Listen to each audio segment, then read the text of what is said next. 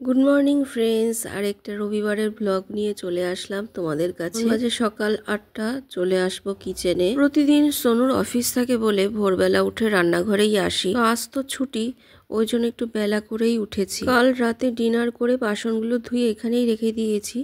এখন জায়গা মতন গুছিয়ে রাখবো। আরে কিসের আওয়াজ হচ্ছে দেখে আসি তো। ঠাকুর ঘরের জানলা খুলতে এসছি। তো আমরা যে বাড়িতে ভাড়া থাকতাম সেই বাড়ি ভাঙা হচ্ছে, ঠিক আছে। ধরম ধারম আওয়াজ হচ্ছে, সকাল থেকেই ভাঙা শুরু হয়েছে। বললাম না তোমাদের, বাড়িও থাকবে না। ঠাকুর ঘরের জানলা খুলে দিয়ে এসে আমি ভাতটা বসিয়ে দিয়েছি, আর একদিকে দুধ বসিয়েছি। সোনু খেলতে যাবে, অন্যদিন অফিস থাকে বলে তো যায় না। আজকে দিনটা ছুটি, তাই আমাকে বললো দুধ ছাতু করে দাও, তাই ওকে একটু দুধ ছাতু করে দিলাম। আর এইদিকে দেখো মুসুর ডালটাও আমি ভিজিয়ে দিয়েছি। এরপরে চাটাও আমি ছেঁকে নিলাম, চা খেয়ে নেব। আর ও দুধ ছাতু খেয়ে খেলতে যাবে। ফ্রিজে তো মাছ রয়েছেই, আমুদি মাছটা বার করে আমি ভেজে নিলাম, লাউ চিংড়ি করব। আর এদিকে দেখো পালং শাক দিয়ে রসুন ফোড়ন দিয়ে ডাল করলাম, আর লাউ চিংড়িটা এদিকে বসিয়ে দিয়েছি। আর মাছটা আমি পেঁয়াজকলি আলু দিয়ে করব, এই জন্য আবার পেঁয়াজকলি বার করে নিয়ে আসলাম।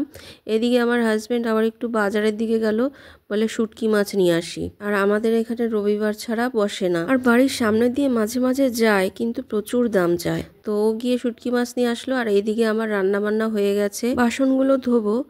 এদিকে আমার হাজব্যান্ডের এক বন্ধু এসছে, একটু কথাবার্তা দরকার ছিল, তার জন্য আবার একটু কফি বানালাম। আর এদিকে দেখো বাড়িটা পুরো ভাঙা হচ্ছে, বারবার এসে দেখছি। কিছু সময় হলেও তো ওই বাড়িতে ছিলাম, তাই যখনই ভাঙা হচ্ছে বারবার এসে ভাবছি যে কোন জায়গাটা ভাঙছে।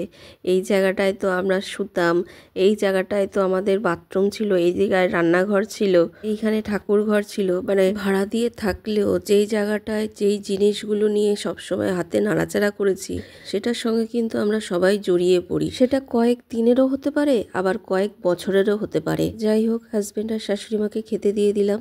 আর সোনু শানের জন্য একটু টিফিন কিনে নিয়ে এসছে, কচুরি আর ছোলার ডাল নিয়ে এসছে। আর এইদিকে দেখো আমার প্রচুর জামা কাপড় কাচারও বেরিয়ে গেছে। সব জামা কাপড় মেলে দিলাম। আর ওইখানে খেলা হচ্ছে, এত চিল্লাবিলি হচ্ছে, সব দাঁড়িয়ে আছে দেখতো। এই বাড়িটার পরেই মাঠ আছে, ওখানটা খেলা হচ্ছে। আর এই যে দেখো এইখানেও ভাঙা হচ্ছে, আর এই দিকটা ভাঙা হচ্ছে। মানে আমরা যেই বাড়িটায় ভাড়া ছিলাম, ওই যে দেখো শান ওখানেই গেছে খেলা দেখতে। আর সোনু সকালবেলা খেলতে গেছিল, তো এসে স্নান টান করে টিফিন খেয়ে ও ঘুমাচ্ছে। আমি এই ফাঁকে যাই, নিচে গিয়ে পুজোটা করে নিই। দেখো ফ্রেন্ডস, পুজো করা হয়ে গেছে। আর জানলাগুলো দিয়ে দিয়েছি না, স্লাইডিংগুলো পুরো ধোয়া ধোয়া হয়ে গেছে ঘর, বুঝেছ? এই ধোয়াতে পুরো ধোয়া ধোয়া হয়ে গেছে, কিন্তু খুলতেও পারছি না, এত ধোয়া ধোয়া হয়ে গেছে। এই দিকটা একটু খুলে দিই, ওর তো ধুলো আসছে, বাড়ি ভাঙছে তো পুরো ধোয়া ধোয়া হয়ে গেছে। জানলা দরজাগুলো খুলে নিয়ে যাচ্ছে। আর দেখেছো যেই ঘরটা মানে জানলাগুলো খুলছে, সেই ঘরটা কিন্তু আমাদের ভাড়া দেয়নি। মানে এই ঘরটা বলেছিল ওনারা অফিস রুম করবে, কিন্তু কিছুই করলো না, অথচ আমাদেরও ভাড়া দিল না। আমরা ওই কষ্ট করে একটা ঘর একটা বারান্দাতেই কাটিয়ে আসলাম। মানুষের মন কিরকম দেখেছো, নিজেরাও রইলো না আর আমাদেরও ব্যবহার করতে দিল না। সেই তো ভাঙতেই হলো। যাই হোক, ওনার বাড়ি ওনার ঘর, উনি যা খুশি করুক। নিজেদের তো এখন বাড়ি হয়ে গেছে, তো ভেবে আর লাভ নেই। ওই সময়টুকু তো পার করে এসছি। দেখো ছাদের থেকে আমার জামা কাপড়ও নিয়ে চলে এসছি, এগুলো ভাঁজ করব। এবার সন্ধ্যের সময় সন্ধ্যে দিয়ে ফ্রিজ থেকে ভেজিটেবিল বার করে নিয়েছি, চাউমিন করব। দেখো ফ্রেন্ডস, সন্ধ্যের সময় ছেলেরা বললো চাউমিন খাবে, তো এদিকে আমি বললাম যে চিকেন রয়েছে, বোনলেস চিকেনগুলো, ওগুলো ম্যারিনেট করে রেখেছিলাম, যে আজকে রাত্রিবেলা চিলি চিকেন করবো আর রুটি করব। আর শাশুড়ি মা তো চিলি চিকেন খান না, মানে চিলি চিকেন কেন, কোনো মাংসই খান না, তো তার জন্য আমাকে তরকারি করতে হবে। তো ওরা বলছে না, সন্ধ্যাবেলা করো, চাউমিন করো, আর রাত্রিবেলা চিলি চিকেন দিয়ে রুটি দিয়ে খাবো, আর সন্ধ্যাবেলা চাউমিন দিয়ে চিলি চিকেন দিয়ে খাবো।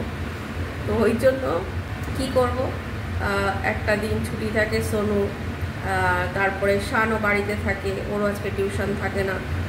তো ছেলেরা বললো, তাই চাউমিনটা করলাম আর দেখলাম যে চাউমিন দিয়ে চিলি চিকেন দিয়ে খাবে আর রাত্রিবেলা আমরা রুটি দিয়ে খাবো। আর শাশুড়ি মায়ের জন্য একটা কিছু করে নেবো আলাদা। আর গুঁড়ো আছে, মোয়া আছে, মিষ্টি আছে, রসগোল্লা হয়ে যাবে। তো এই জন্য সন্ধ্যের থেকেই লেগে গেছি রান্নাঘরে, মানে সবার জন্য করতে করতেই শেষ। যাই হোক, ওরা খুশি থাকলেই আমি খুশি। তাও দেখো সেই দিনকারে আমুদি মাছ ভেজে দিয়েছিলাম, সোনু খাইনি, তবে আজকে কিন্তু আমুদি মাছ খেয়েছে সোনু। বললাম না, ওর কখন কি মর্জি হয়, এমনি মাছ খেতে চায় না। তা আজকে মাছ রান্না করেছি, বেশি খাইনি, 2 পিস খেয়েছে, তাও খেয়েছে। এই হচ্ছে ব্যাপার, মানে একদমই যে খায় না তা না, খায় ওর মর্জি মতন, পছন্দ করে না খুব একটা। আর শান খায়, শান সব রকম মাছই খায়, ওর জন্য অতটা প্রবলেম হয় না, প্রবলেম হয় সোনুর জন্য। তো যাই হোক, সবার কথা ভেবেই করতে হবে। এর জন্য একদিন করলে ওর জন্য একদিন করতে হবে, সবার জন্যই ভাবতে হবে। দেখো হয়ে গেছে চাউমিন, বাদাম ডিম দিয়ে সবজি দিয়ে চাউমিন হয়ে গেছে। দেখো বোনলেস চিকেনটা আমি ম্যারিনেট করে রেখেছিলাম দুপুরবেলায়, তার সঙ্গে ভেজিটেবলও কেটে নিয়েছি, মানে চিলি চিকেনে যা যা লাগে। এই যে দেখো করে নিয়েছি চিলি চিকেনটা, উপরে একটু গোলমরিচও ছড়িয়ে দিয়েছি। আর শাশুড়ি মায়ের জন্য একটু আলুর চচ্চড়ি করলাম ধনেপাতা দিয়ে, এটা খেতে উনি খুব ভালোবাসেন রুটি দিয়ে। এরপরে আটা মেখে রুটিও করে নিয়েছি। আর এই যে দেখো সোনুশানের ঘরের স্টাডি টেবিলটা আজকে ঘরে ঢুকানো হয়েছে। ড্রয়ারগুলো লাগালে তারপরে মানে সুন্দর হবে জিনিসটা, ড্রয়ারগুলো এখনও লাগেনি তো। টেবিলটা অনেক দিন আগেই হয়ে যেত, আসলে যিনি কাজ করছেন উনি আরেক জায়গায় কাজ করেন, ওই জন্য দুদিক সামলাতে গিয়ে ওনার কাজের একটু ডিসব্যালেন্স হয়ে যাচ্ছে, মানে ওদিক সামলাতে গিয়ে এদিকে হচ্ছে না, এদিক সামলাতে গিয়ে ওদিকে হচ্ছে। শাশুড়ি মায়ের ঘরের আমাদের ঘরের দুটো তো হয়ে গেছে, এটাই বাকি ছিল, তাও এখনও ড্রয়ারগুলো লাগানো হয়নি। আর টেবিলটা না হলে বই খাতাগুলো রাখতে খুব অসুবিধা হচ্ছে, ব্যাগ ট্যাগগুলো।